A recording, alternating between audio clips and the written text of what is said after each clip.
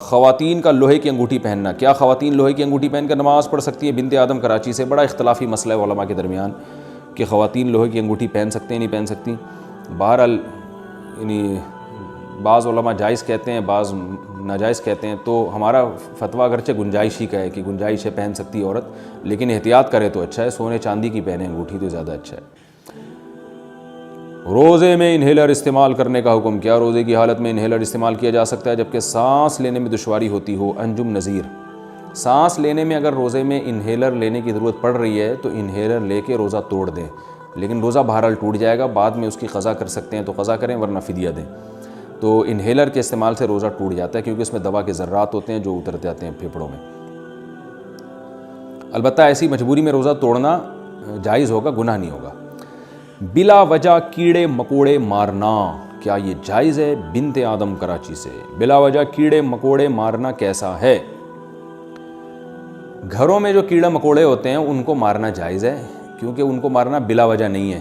اگر آپ کا مقصد یہ ہے کہ گھر میں کیڑے مکوڑے ہمیں تو کچھ کہہ نہیں رہے ہم ان کو مار سکتے ہیں، تو بھائی اس لیے مار سکتے ہیں کہ وہ گھر ہے، وہ کوئی جنگل تھوڑی ہے جہاں کیڑے مکوڑے آ کے رہ رہے ہوں۔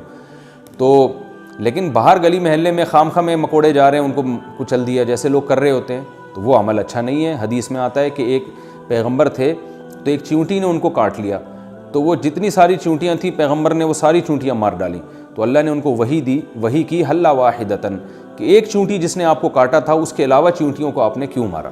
تو اس سے پتہ چلتا ہے کہ جانور کو بھی بلا وجہ مارنا جائز نہیں ہے، چاہے وہ چیونٹی ہی کیوں نہ ہو۔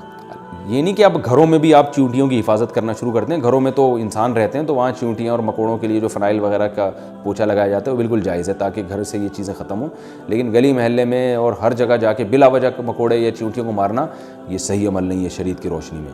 البتہ جہاں جو نقصان دہ جانور ہیں وہ مار سکتے ہیں۔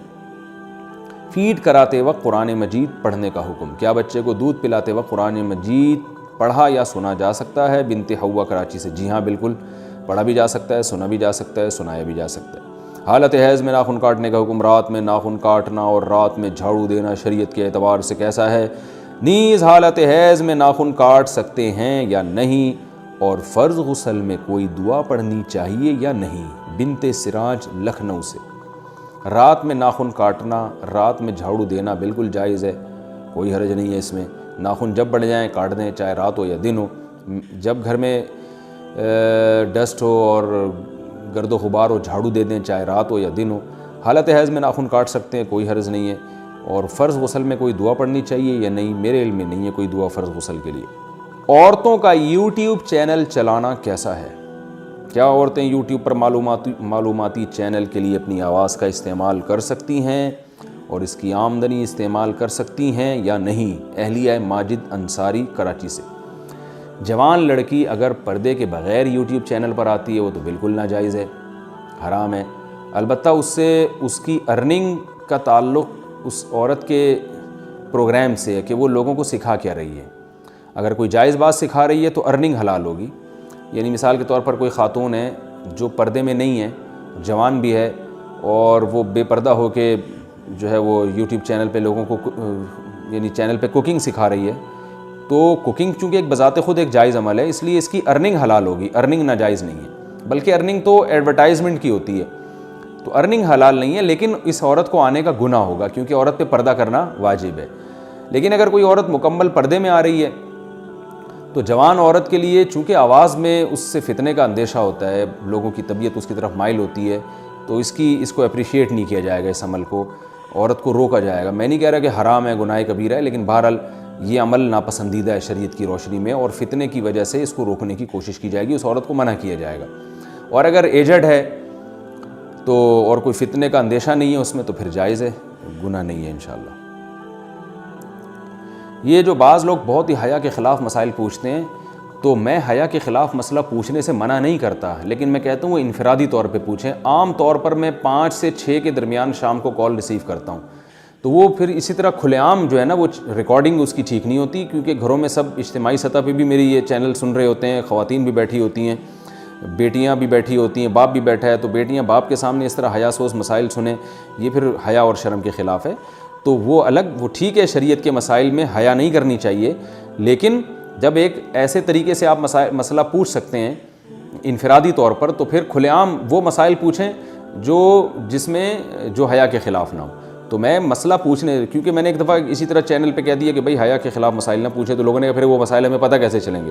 تو بھائی وہ مسائل ایسے پتہ چلیں گے کہ آپ اپنے کسی قریبی عالم سے پوچھ لیں، یا انفرادی طور پر میری کال اگر لگ جاتی ہے تو مجھ سے پوچھ لیں.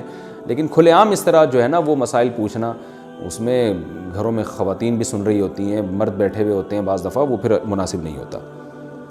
میرے چینلوں کا، میرے بیانات کا لوگوں نے بڑا غلط استعمال کیے. بہت سے ایسے کلپ نکال کے نا اس پہ بڑے حیا سوز ان کے عنوانات لگا کے ان کو پھیلایا ہے.